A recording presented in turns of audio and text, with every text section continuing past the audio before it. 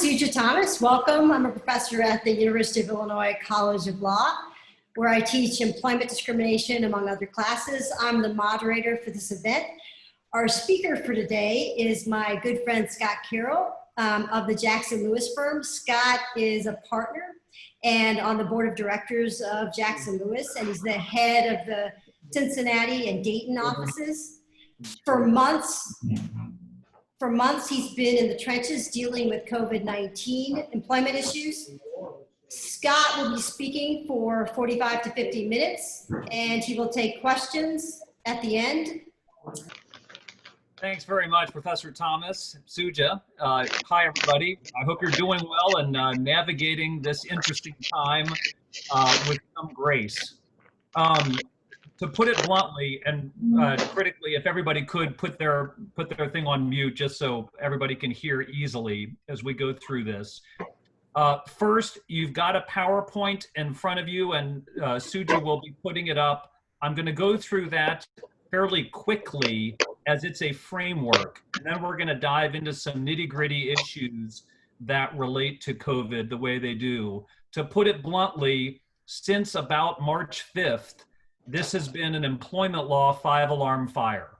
That really is an apt description. The COVID, the pandemic, and the way it affects the workforce and the workplace and all of the employees and their families really covers the span of employment laws generally.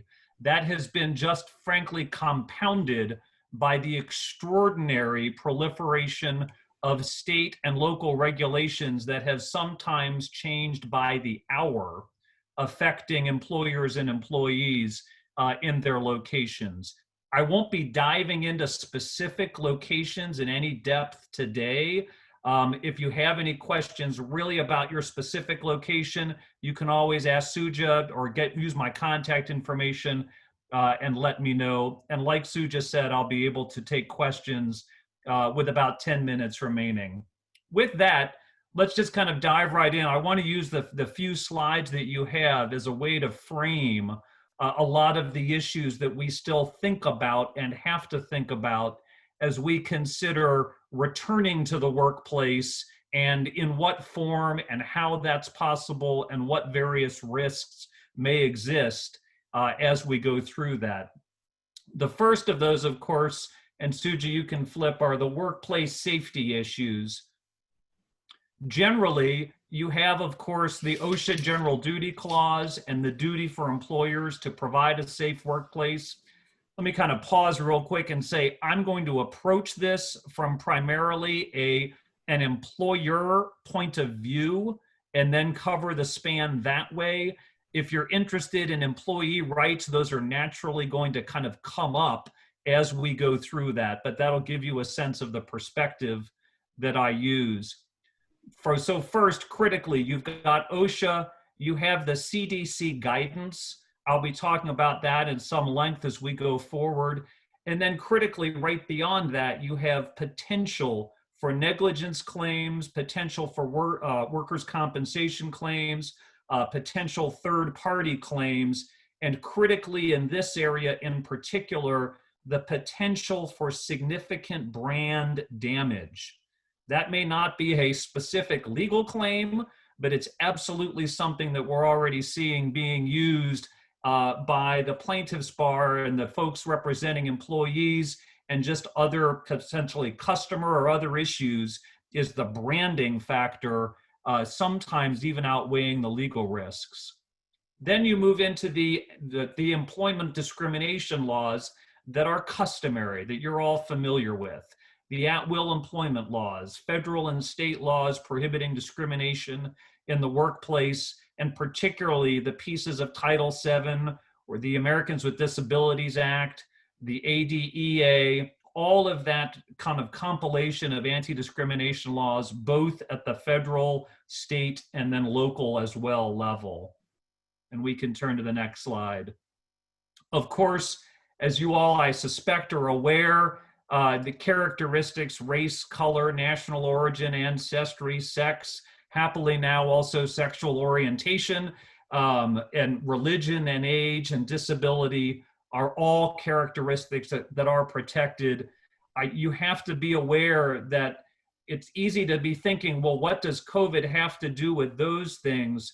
I've addressed literally each one of those categories in respect of advice that I've been giving to employers and issues that have arisen since March as we've tried to address it. It's just literally never ceases to amaze how much COVID literally covers the span of the employment relationship and the layers that you have to think as you're walking through this.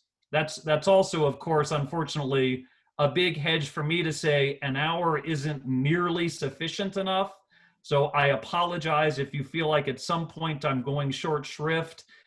This is literally a day long, if not a week long process or speech. Then critically, you've got the Disability Act. And that is something that's going to come up almost every day in things that employers have to think about with respect to their employees and the layer of analysis that they need to go through dealing with employee issues as they bring folks back into the workplace or not. Let's go on to the next slide. Is COVID-19 a disability? Yes, absolutely. But of course, in between that come a number of other potential disability factors. And then as you'll understand, as we get through some very practical considerations at the end, there are areas that people will think are disabilities that entitle them protection under the Act that are not. The critical one there being, I'm scared to return to work. I think I'm going to get sick. That is not a protectable interest under the Act, but there's some other components that you have to think about. Let's move on to the next slide. Attendance and time away from work are also critical layers of thinking that employers have to go through dealing with these issues, both from the FMLA and the Families First COVID Resource Act that just came out in March, and then the ADA, all of those leave laws, and then particularly now, be aware of local leave laws in your area or where you may be giving advice. There are at present, I believe, 52 state or local paid leave laws specific to local jurisdictions. There is no federal paid leave law quite yet, although the FFCRA kind of gets close. I think you need to expect that that's coming to a theater near you, if you will, or a jurisdiction near you. I wouldn't be surprised that we see a federal paid leave law in the next 4 years, no matter what administration is in place. But that's a very critical element of anything that you have to go through or that employers have to be thinking about as they walk through. And then critically, the quarantine leave and anti-retaliation provisions. We'll talk quarantine quite a bit as we go through this. But by the same token, that is changing sometimes by the hour. And you have to really be aware and have clients that you're working with be aware of those regulations locally. Suja, one more. Also, interestingly, wage and hour. And that's unfortunately been something that we've seen a lot of clients, frankly, miss or forget to include in their analysis. As soon as we had to start sending employees home and then have them do work at home in March, that creates a whole host of wage and hour issues that you have to be very aware of, particularly if it's a non-exempt employee, making sure that they're tracking and that you're managing their use of devices and things like that so that you're capturing all of the work time. We're already seeing a proliferation of wage and hour matters arising out of inability of employers to monitor and track and then prevent wage and hour problems with their working from home workforce. And then one more. Privacy issues as well. We'll be getting into those, particularly when we talk about questionnaires and temperature checking and things like that. But those things also come into play.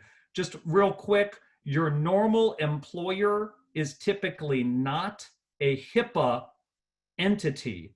However, some of the questions that may be being asked, like questions about symptoms or temperature checking, can fall into the Disabilities Act category of a medical or diagnostic test, which requires different putting the papers in different areas instead of personnel files and things like that.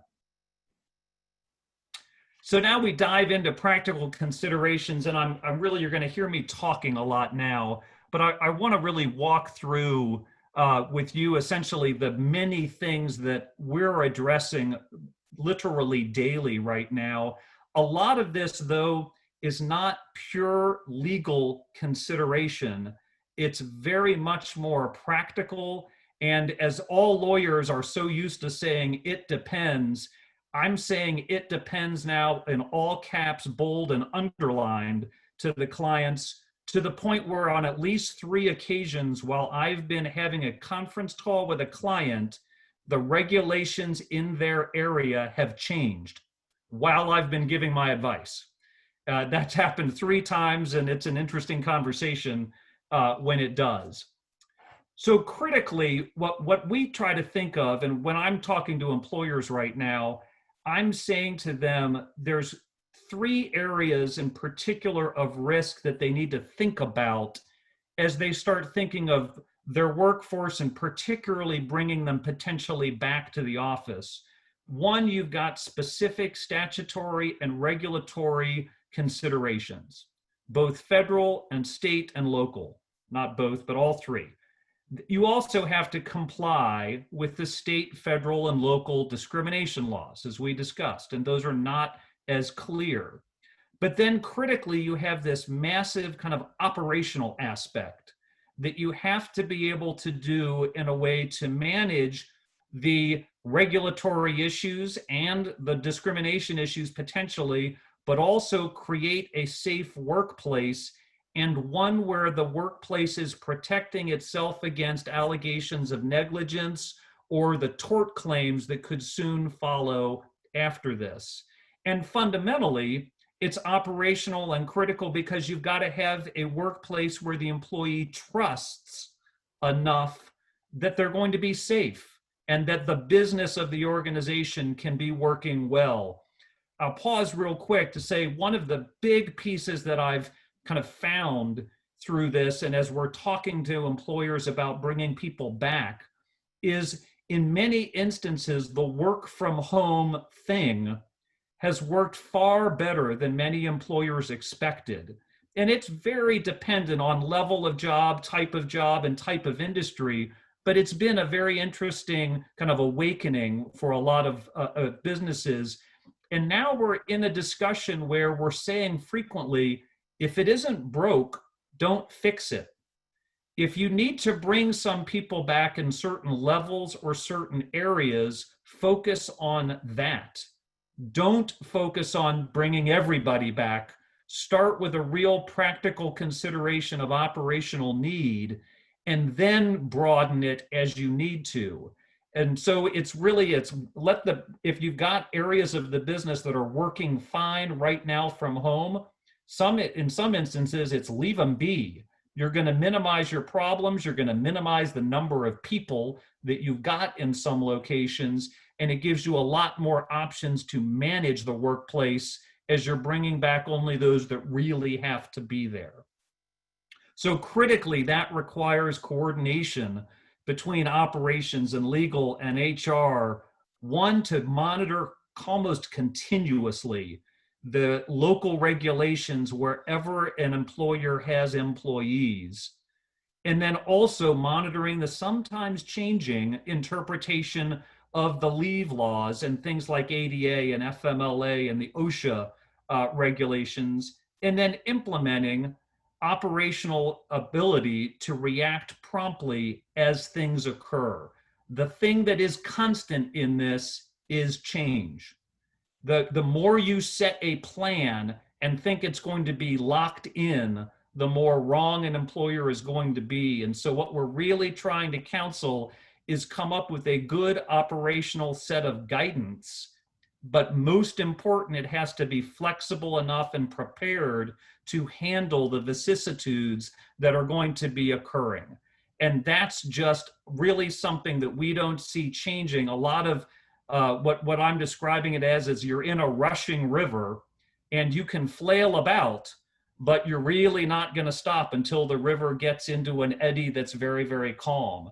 And really what your job is right now is to watch out for rocks and keep the client from bumping into rocks along the way, but you don't quite know what's around the corner. That's really very much been what it's like giving advice over the last few months. Okay, so with that, what we have is a situation where the CDC is kind of becoming what we're calling a safe harbor. There is no law yet saying if you follow the CDC guidelines, you're immune from liability. By the same token, and you've started to hear some noise in the press that the Senate's trying to kind of create an immunity situation. I don't really know how that's going to play out, but the practical reality is while there's no specific, absolute safe harbor, the more an employer is able to say, we were following the CDC guidelines at that period of time, that's going to end up acting like a safe harbor. And I think that what we don't have any real tests of that yet from cases, but that's really our best, kind of the best practice that we have right now is as good as we can to follow those guidelines as best as we can during the periods of time, and then be able to point back to that. We should have a presumption, at least, that we were doing the right thing, that we were creating a safe workplace as possible at that period of time. Of course, though, the CDC guidelines are changing constantly. And so it requires that we and our clients are monitoring those well. The White House, of course, has issued a non-binding set of guidelines. It's called the Guidelines for Opening Up America Again. It really follows the guidelines that, frankly, many of you are all familiar with if you read any newspaper or watch the news, talking about social distancing, giving a lot of power to the states and when are things going to open up and what types of things are going to be open, what types of gatherings are going to be allowed, and things like that. And so critically, what that gets into is we have a situation where the state and local regulations are really predominating and changing, like I said, almost in some instances hourly. We're down to the, where can you use a mask? Do you have to use a mask at work? Do you have to use a mask in any workplace? And those are frequently changing state by state and also changing from week to week. We'll talk more about that as I go on. But so those are really kind of one example of just there's so much change that's going on. My little law firm plug right now, go on the Jackson Lewis website at some point and look at what we call our COVID advisor. The for the public piece is not completely up to date, but it can give you a good sense of a lot of the change that's occurring. And then you can dive deeper in if need be, or of course, just call me. Now, operationally, what we end up advising our clients is that they should come up with written guidelines for each state or location where they have a significant number of employees. If it's a sales force that just has folks that touch every state, that's hard, but we're still saying even for that group, we think having a written guideline is important so that you have the employer has something to point back to say, this is what we're suggesting. This is what kinds of efforts we've taken to ensure that we've got a safe workforce and a location where we're not going to get hit with OSHA, tort, or other kind of negligence claims. And then you've just got to monitor that particularly. So going in then to some of the real kind of nitty-gritty pieces, the CDC and OSHA are all, and this is going to be stuff that you're all very familiar with by this point, but it's still very real, of a workplace that has acceptable social distancing. that you have some kinds of potential physical barriers. A lot of cube spaces that we have may be close to 6 feet apart, but not quite. And so we're seeing employers erecting kind of the clear plastic shields between cubes so that there's a little bit more of a barrier between cubes. And then the question is it a mask wearing situation? We suggest that at least in any common area that there is mask wearing in the workplace. And same thing with, by the same token, our offices, particularly where they're closed door offices and things like that, those have typically poor ventilation, and the employer really has to try to work with the buildings where they have locations to increase ventilation and or have walking meetings or outdoor meetings.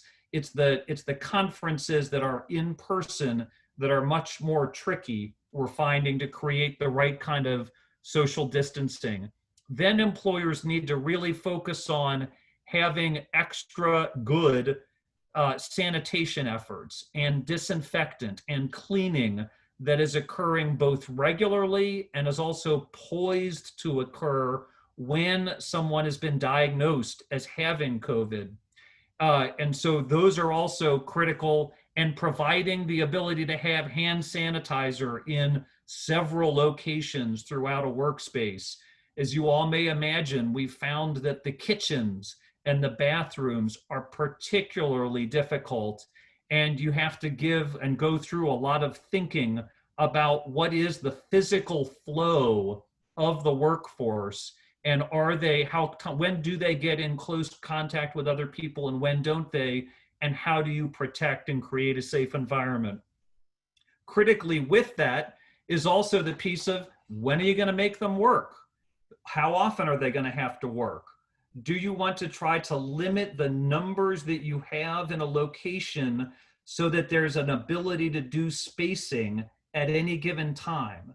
And so we've seen all kinds of different and creative ideas from different workforces, all of whom have different needs, but coming up with ways of staggering the workflow into a location, changing the days of week, having people work from home at some period of time while others are at work, or by grouping, things like that, so that they can still create a spaced workplace. Elevators in particular, and locations where you have high elevator traffic, are terribly difficult, because you end up with a group of people who are waiting hours to get on an elevator to go up to get into the office, or use the stairs, which are the poorest ventilation space in almost any building. So these are all real considerations. Some states, Michigan, for example, has specifically designated that you have to give everybody a different entrance in a building so that you're not getting big crowds, particularly if you have a punch clock workforce, and you have to create different opportunities and areas for people to come in so there's not gathering at the door or at that area right inside the door. Same thing again with if you've got shifts, and during shift change, if there's high concentration of employees in an area, that can start to run afoul of mass gathering regulations in a certain location. And so we'll have to absolutely be aware of those as well. Critically, and I don't know where all of you are, but there are some jurisdictions in the country that require predictive scheduling for employees. If you have a client and where they're potentially in a jurisdiction like that, and I don't have a list off the top of my head, where predictive scheduling is required, that requires some special care. Typically, it's a week in advance notice of what kind of schedule an employee is going to have or not. Now I move into another kind of key piece, which is travel or outside of work activity, like going to a wedding on the weekend or traveling to Florida for summer vacation. so that you start with the question of, can an employer restrict an employee's activities outside of work? The general answer to that is no. An employer typically cannot restrict lawful activity of employees. However, it can notify the employees of the consequences of some of those outside activities on their ability to come into the workplace. For instance, if you're in a state where, or you're traveling to a state where your location, then the home location, is requiring quarantine after visit to some other state, that's a key factor that employees need to be aware of. So for instance, if New York right now is requiring quarantine of people who have visited Florida, it's critical for employees to know that if they go to Florida for vacation and come back, they may be prevented from coming to work for 2 weeks. So now next question is, can they do their job from home during that period of time? In several instances, the answer may be no, in which case, what kind of leave or not are they permitted under company policies if they have to quarantine in New York before they can kind of go back out into the workplace and the workforce after visiting Florida for vacation? That's just one example of summer break is causing a myriad of layers of consideration. Also, in those, you have to be on the lookout for mass gathering and alerting your employees to that, or even saying if you've done a mass gathering, your specific jurisdiction may require some kind of self-quarantine after being in a mass gathering. That too then can raise potential religious accommodation questions and require some kind of accommodation discussion. So your employers have to be really aware of those several layers as they're thinking about it. One thing that we have seen work quite well is for employers to give daily or weekly questionnaires to employees. Those are permitted. You can ask them, are you suffering from symptoms A through Z? You can ask in the questionnaire, have you been in a gathering of more than X number of people in the last X number of days? Have you visited a state where there is a certain percentage or a list of states in the last few days? Those kinds of questionnaires are perfectly appropriate and frankly are a very nice tool to use both to identify from a contact standpoint and to create prevention. Critically, outsiders to an organization also may be required to fill out such a questionnaire. So if you have vendors who come on site, for instance, we've had a lot of employers making the vendors who actually come on site certify and sign a questionnaire about symptoms and things like that before they come in. We'll get to temperature checking as well a little bit later. Facial coverings. Extraordinarily, that's now a kind of a hot topic. Who would have imagined? It is what it is. Facial covering rules are changing all the time. First and foremost, the kinds of facial covering suggested by the CDC, in other words, a cloth covering, is not personal protective equipment for most employers. In other words, that means that the employer does not have to buy it for the employees. Okay? Critically. However, if there is a local rule that an employer has to provide those for their employees, then that changes. There are a number of local rules requiring purchase of masks, or at least having them available for employees around. But it's the cloth masks, it's not the N95, it's not a surgical mask, so it's not quite PPE. One thing, just for whatever it's worth, we've seen a lot of employers, frankly, fall in love with the clear plastic shields, the face shields.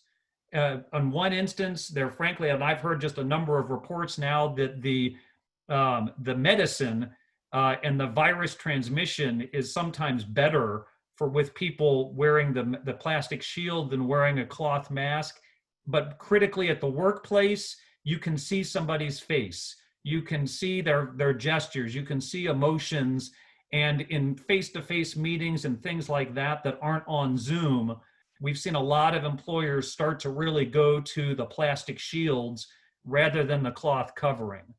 If you have an employer going to something like the plastic shield, I would absolutely suggest that they provide it and not require it. They're hard to get a hold of sometimes, and that's just a little bit beyond the normal right now to do that. With any facial covering, again, you have to be aware of and prepared for religious accommodation questions, disability accommodation things, issues like that. There are some people who will say, I have a dermatologic issue, I can't wear this type of face covering, can I wear something else? Or somebody who has, for whatever religious reason, is not going to be able to wear a certain type of face covering, but might be able to wear something else. Those then fall into that normal interactive process of accommodation discussion. But so be very wary of any employer trying to set just absolute blanket rules on things like this. Also, a question that sometimes is coming up from the wage and hour perspective is this idea called donning and doffing. If you're not aware, in an employer where I make my employees put on certain equipment to be able to start work, you know, the classic locker room moment, I potentially have to pay for the period of time where they are equipping themselves. That if a government rule requires wearing of one of these cloth masks, then there is no payment requirement by an employer. If the employer is in an area where absolutely there is no requirement whatsoever, and then the employer on its own requires the wearing of a mask, one, I would suggest that the employer provide it, and two, the employer at least needs to be ready to think about, is there going to be any kind of donning and doffing requirement that comes with it? Of course, putting on a mask should take no more than 5 or 10 seconds. However, believe it or not, in the wage and hour world, sometimes we get down that low. And so it's at least a consideration that has to be had. While I'm talking about wage and hour issues, I got to pivot back home because we're still going to have a number, of course, of employees working from home. If you have kind of, quote, on the clock employees, non-exempt employees, hourly workers working from home, the email work that they do, the electronic device work that they do that has anything to do with their work is compensable time. A lot of employers have fallen into the trap of essentially just paying those non-exempt employees 8 hours a day when they've been working from home. That's really dramatically dangerous, and we expect that there's going to be quite a significant amount of litigation for what's been called off-the-clock work that is not compensable or has not been compensated to occur as we get back to this. Remember, the Fair Labor Standards Act is a 3-year statute of limitations. So very likely we're going to have this all wash through, and then there's going to be a cycle of litigation for all of the behaviors and conduct that occurred while our employees in the workforce was staying at home. Moving on now to workstations, I absolutely right now, from a trust level, it's critical for employers to create and have and be able to express to the workforce all of the efforts that it's doing to ensure their safety as much as possible. Things like, so it's really showing and declaring, this is how often we're cleaning, this is how often we're disinfecting your workstation. These are the barriers that we're erecting in different cubes and to help require and enforce social distancing. And this is where we're going to have hand sanitizers. We've had a ton of employers literally get to the point where they're creating kind of gift packages for employees that include a collection of masks, a bottle of sanitizer, these incredible little plastic keys that are kind of are hard to have infection on them, and that people can use to help open a door or push a button on an elevator so that they're not going to get that onto their skin. I mean, there's just a number of different ways that employers can do that. But that's a critical piece here, because whenever an employer now is forcing an employee to do something at work, the big risk that then is created is that that employee is going to point to things the employer is doing that aren't right, that are dangerous, that may not follow CDC guidelines or the state's guidelines. And where are they going to do that?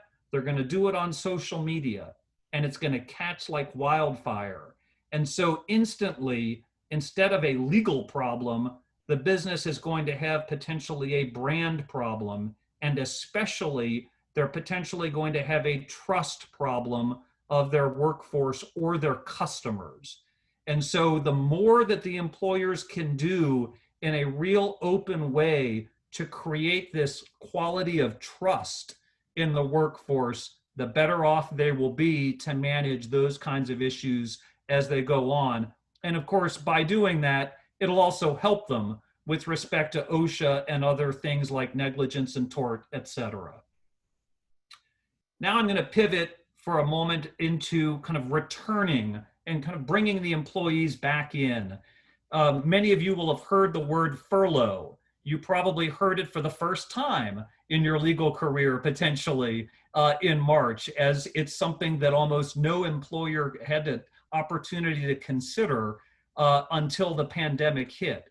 First, a furlough is typically in first order not a termination. That's kind of the beauty of furlough. I furlough an employee, I send them home, they are not getting paid, but they're still an employee, and they're still then getting benefits and the things like that that are ancillary to the straight compensation. Some furloughs have been partial, so that you might be paying an employee 50% and having them work half time, all within that. One consideration now that employers have to have is, as they're bringing people back in, even if they've been furloughed, are they going to bring them back? Are they going to bring them back full time? Are they going to change the relationship? So instead of being 100%, it's going to be 50%. For non-exempt employees in particular, that's very easily done. For some exempt employees, it's just more tricky, and I would caution you to really dive into that with any employer trying to consider that if there's a change in circumstance coming back from furlough. Also, you can terminate employees who are on furlough. And we're seeing, frankly, now that wave starting to develop, where a ton of employers thought, this will be great, I'll look good, I won't be, quote, firing masses of employees, I'll just furlough them. And now that it's gone on, frankly, longer than a lot of people expected, and it's getting dicey economically for the employer, they're turning the furlough into a termination. When an employer is terminating employees on furlough, they've got to go through the same kind of reduction in force processes that they have done ordinarily. It's critical that you advise your clients to pay attention and do that correctly and take the time to do that right. By the same token, some employers have terminated employees and may now be bringing them back. Even if we've terminated somebody and now that we're bringing them right back in 3 months, we still may have to go through the entire normal onboarding and hiring process that we have and go through those ordinary processes of application, et cetera, to come back. And so that's, again, a kind of a pothole and trap that we've been seeing employers getting into, where somebody outside the workforce applies and they're not even ever considered. That may be fine, but it's something that the employer's got to be aware of and thinking about as a potential area for risk. A big factor that we have going on right now is refusal to return to work. First, it's a business issue first and foremost. And so back to the word trust that I've been using, it's really incumbent on the employer to try to create as safe an environment as they can and communicate about it in a trust building manner to limit the amount of people who are going to be scared to come in. A fearful employee is not going to be very productive to begin with. And if they were not coming back, that can really affect the ability of the organization to do its job. By the same token, on the flip side, the employee, if they're not following, an employer is not following the guidance and the guidelines and things like that, the employee has a nice basis of saying, no way am I coming back. Can they be fired for that? Yes. But if they can create noise, they may have a claim, they can create this brand risk. There's a lot of different variabilities that really impact the employer negatively if they get into that place.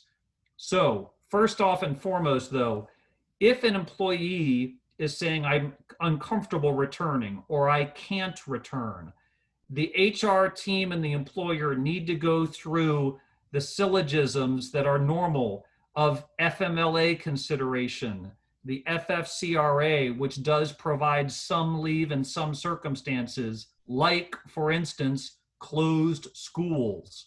Be very aware of that in your locations. If schools are not opening, that may give working from home or furloughed employees an ability not to come back immediately if they have a child care and school issue with that. It's just one that's going to require you to do more of a deeper dive in your particular jurisdiction. The same thing with the Americans with Disabilities Act considerations and accommodation. The best practice here is if an employer has an employee unwilling to return, have the employee write down why. That's really the best practice for employers right now, is to get the employees to write down and kind of declare why they're uncomfortable. One that frames it nicely, it locks it in, and then it can create a moment where that employer is working with you or HR, et cetera, to try to work through the issues with that. As I think I mentioned earlier, one critical piece is the non-clinical fear of getting sick is not a protected category under any of the laws right now. You still need to be aware, though, that if you're going to be forcing that kind of fearful employee into the workplace, they're quickly going to turn to things like negligence, social media, brand damage as a way of expressing that fear and potentially causing more harm than good when you try to force them back. Also, as you're thinking about the leaves, if there is a leave issue going on, is it paid or unpaid? Like I was discussing earlier, you've got a bunch of jurisdictions that do require paid leave in some circumstances, and the employer's own policies may do that as well. Now, like I mentioned, there's questionnaires are certainly fine. Temperature checking is also a very good tool to use right now, particularly kind of the forehead scan, not the under the tongue temperature. If however you take a temperature, you want to be private about declaring to the person that they may have a temperature. You don't tell the workforce Scott has a temperature. It's just simply that since someone has a temperature, they're not allowed in.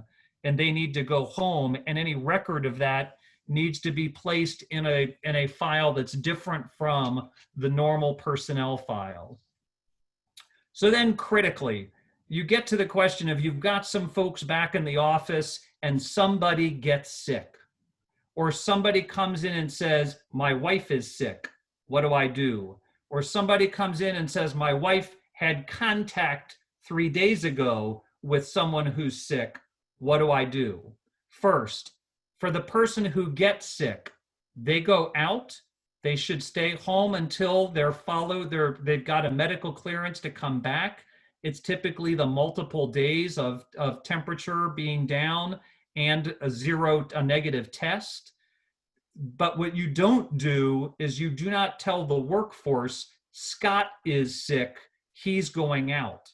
Instead, you try to monitor, where has Scott been in our workplace, who has been in close contact with Scott, and then you say to that group of people, one of your coworkers has become ill, you've been in contact with that coworker in the last few days, you get to go home for a little while yourself. Something like that. That's the best way to do this. So you're still alerting the workforce to some degree about that, particularly the close contact, and then move on. Whenever someone also has contact, I think it's critical to announce it in a very general term to the workforce, and then indicate we're shutting everything down the night when work's over, and we're disinfecting every location with, close to where that employee's been, including the bathrooms and the coffee area where that employee might have been frequenting. Those kinds of communications are critical going forward for the workforce, again, from a trust level and limiting the fear. Then, of course, you have the consideration of, do I have to tell OSHA whenever someone is sick? The kind of fine line on that is, if it's workplace related, yes. There are some states that are requiring any illness that occurs of an employee to be assumed to be a workplace event, thereby requiring an OSHA report. So you've got to make sure that you're checking, or that your client is checking what location they're in, and if there is a state law with a presumption of work-related illness. Most states do not have that right now.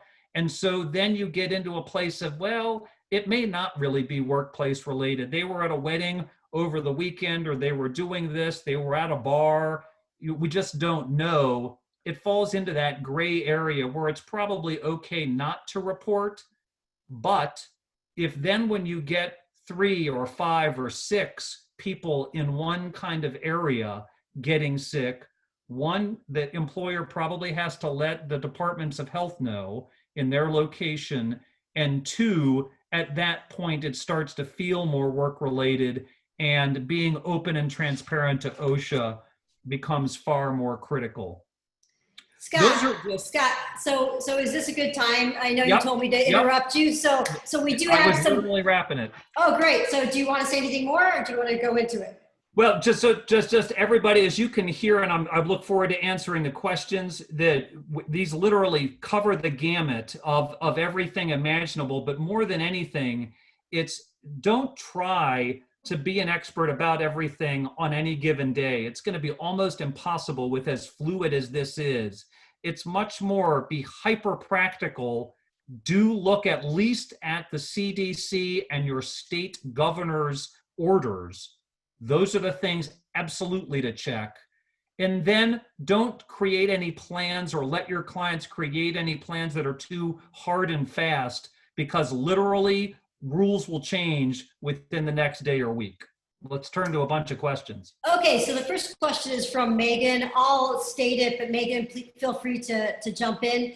Do the White House guidelines conflict with the CDC guidelines at all? Really, no. The CDC guidelines have gotten far more specific, and they've kind of changed. The White House guidelines were so broad brush, they're not really in conflict. It's kind of, hey, do social distancing. Don't go back to work until there's a certain percentage difference. Now, candidly, have some governors changed that, and has the administration itself looked the other way on its own guidelines? Yes, but those guidelines have really no force. That's why we're really saying the CDC guidelines are the place to really try to point to that any employer is following. Okay, so Jean Manning has a question, a cross between employment and taxes. She says, as of this year, employees who work from home no longer can deduct their office expenses on their taxes per the TCJA.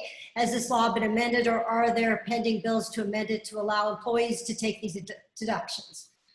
Yeah, I'm not aware. I am married to a tax lawyer, so I will tell you that I think that's been a topic that I've heard her discussing with colleagues of what's going on with that because of the work from home requirement right now. But unfortunately, I have to punt and say any answer I gave you would be my own and not real.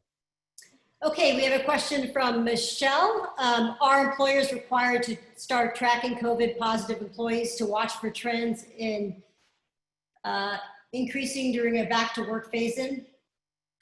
And what that really goes to is the kind of the OSHA reporting. Okay, so if you really see an area where everybody who's getting sick in a particular location has been in a particular coffee kitchen in the workplace, that's something to track and monitor so that you really do disinfect well and potentially report. The OSHA reporting is really the thing that governs there, and it goes back to, is it because of the workplace? And remember though, OSHA really doesn't require reporting unless there's a death or a hospitalization at some point. So the specific answer is no, there is not any particular requirement. However, other than OSHA, your location may have reporting requirements to the health department. Typically, those requirements are occurring when you get into the 3 to 5 within a certain period of time at any location. Those are going to really depend on your particular location.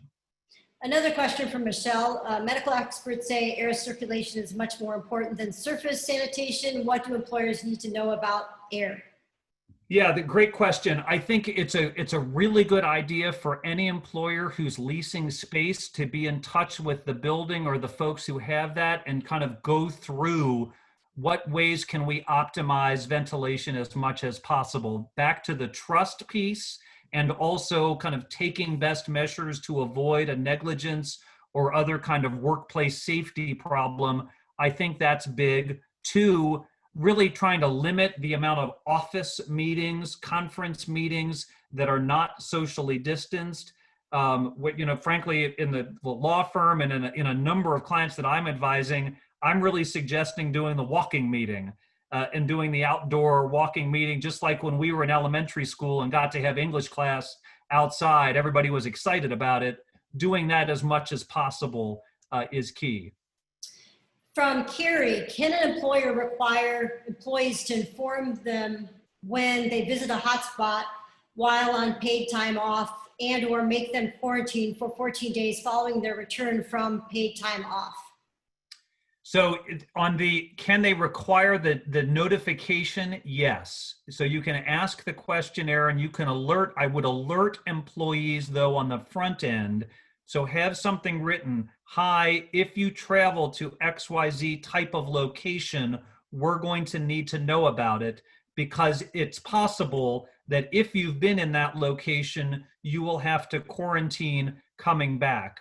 Now, critically, what you've got right now is various states declaring whether there has to be quarantine or self-quarantine returning from some other location. You do not have the CDC quite saying that. And so for the employer to mandate self-quarantine, that's tricky unless you're going to do it as a paid leave, but you could mandate work from home, different, after visiting some kind of hotspot. I worry a little bit about the ability to manage that, because it's literally tracking county by county what sorts of percentage of illness are you going to use as a trigger to say we're going to declare this a hotspot, because then you have to do it fairly consistently with everybody. That's a very difficult thing to manage. So Sharon Goldman has a question about schools and transmission. And so the question is, for example, can parents file suit if a teacher exposes students to COVID-19? That's kind of beyond my ken. The answer is sure, they can. I think your proof of that the teacher gave it to the child is going to be very difficult. I think the schools, from a workplace standpoint, are going to have a terrific challenge of really ensuring that the teachers, if a teacher is ill, that they're out immediately and not exposing the children to it as promptly as possible. Virtually any school that I've been speaking with, though, and all of their processes, they're literally doing temperature and symptom checking before entering any of the locations daily, and then specific COVID testing of staff and teachers weekly or bi-weekly, things like that. That's, at least from what I've been able to see with those school clients that I have, that seems to be what's going in place. Okay, from Scott, what documentation can an employer ask the employee or their doctors to provide regarding a non-COVID medical condition raised as a reason not to return to work? You follow the normal FMLA and ADA guidance. If it's something that's already been known or that they've declared, that should be easy. If someone comes in and says, I have XYZ disease, so I should not be able to come to work because I'm really high risk, or, you know, I had chemotherapy last year, I'm a new employee, but my immune system's still really bad, you know, I need to stay at home. Then you just say, please get me some kind of documentation about that. You can always ask for that if they're declaring it, and then you have the interactive discussion with them about what sort of accommodation can be appropriate. Okay, and then we have a question for Samuel. Can we require employees to sign a document to acknowledge our social distance and mask wearing rules? Yes. Okay. How's that for a legal answer? Okay. Yeah, so we have about 1 minute, and there's no more questions right now. So Scott, if you might want to conclude. Yep. So here's the quick and dirty, folks. I was an employment lawyer in 08 and 09 when the bottom fell out with the financial crisis, and every employer ran immediately. My life was filled with firing thousands of employees every day. One thing that's been fascinating with this is that in March, in particular, the employers went to try to do anything they could not to fire their employees, and to use this tool of furlough and things like that.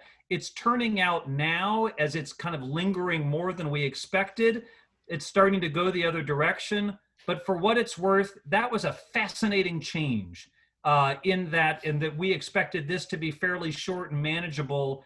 And it was an interesting change in the positioning of many of the employers that I worked with. And I literally work with employers across a number of different industries.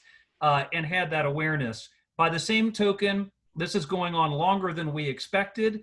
It's going to be trying, but by the same token, we're also going to see a very interesting set of changes to the way we do work emerge from this. And I'm hopeful that there can be some positives that come from it. Thanks very much for your attention today. I hope I've answered at least most of your questions. And of course, if not, please feel free to give me a call. I'm always happy to chat. Thanks. Be well, everybody. Thank you, Scott. Thanks for being our guest for the College of Law.